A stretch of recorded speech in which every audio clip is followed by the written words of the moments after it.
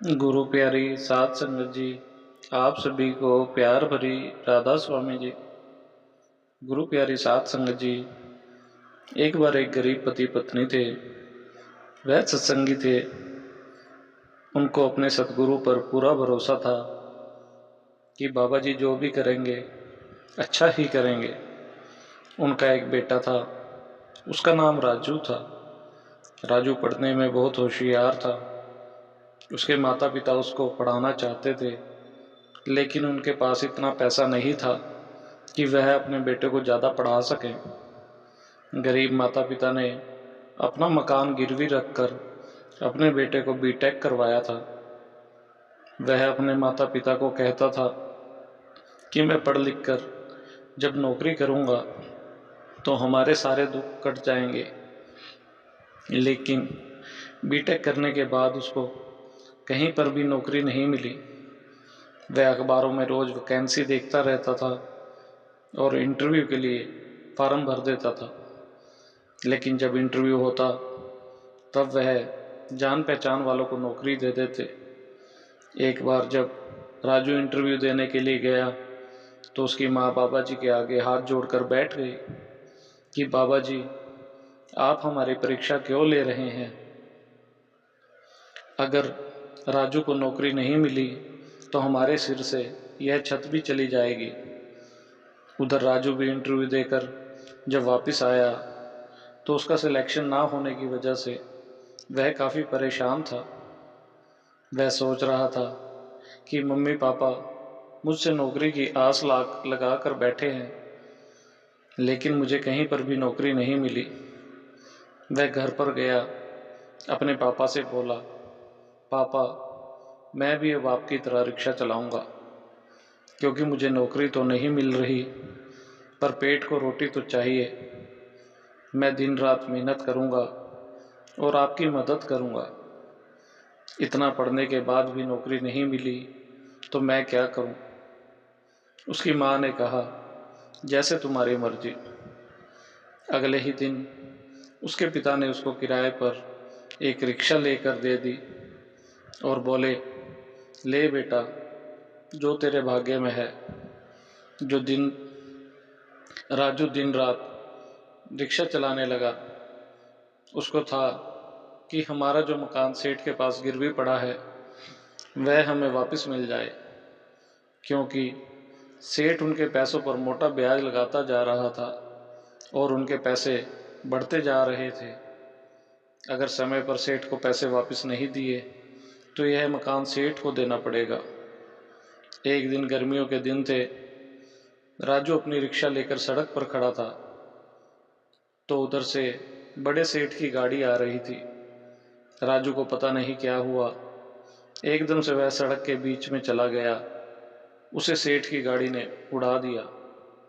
राजू सड़क के किनारे पर जा गिरा और एकदम से बेहोश हो गया था। सेठ ने राजू को अपनी गाड़ी में अस्पताल पहुंचाया और उसका इलाज शुरू करवा दिया। वहाँ पर और रिक्शा वाले जो खड़े थे उन्होंने राजू के पिता को भी बता दिया कि आपके बेटे का एक्सीडेंट हो गया है, उसकी रिक्शा भी यहाँ पर खड़ी है। उसके पिता अपनी और बेटे की रिक्शा का ख्याल रखने को बोलकर जल्दी से अस्पताल में गए। उसका बेटा बेहोश था। डॉक्टर ने कहा, आप चिंता मत करो, इसका इलाज शुरू हो गया है। उसने पूछा कि इलाज के लिए कितने पैसे लगेंगे? तो अस्पताल वालों ने कहा, अंकल जी आप चिंता मत करो, आपके बेटे का इलाज वह सेठ जी करवाएंगे।